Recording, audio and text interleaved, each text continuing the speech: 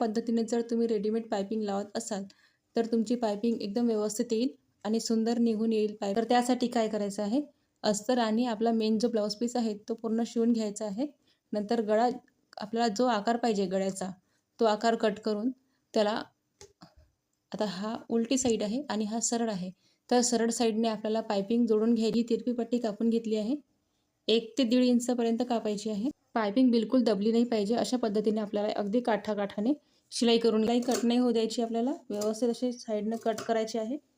जो एक्स्ट्रा कापड असेल आपल्या पायपिंगच्या पट्टीमध्ये तो कट करून घ्यायचा. की आपण शिवून घेतलेली आहे ती व्यवस्थित ठेवून इथून एक शिलाई घेऊन घ्यायची आहे आणि नंतर त्याला फोल्ड करायची आहे. आणि फोल्ड केल्यानंतर थोडं 1 फावडीच्या अंतराने पूर्ण गळ्याला शिलाई करून घ्यायची आहे. अशा पद्धतीने तुम्ही करून बघा पायपिंग. अगदी सोपी पद्धत आहे ही आणि आतमधून पण फिनिशिंग आहे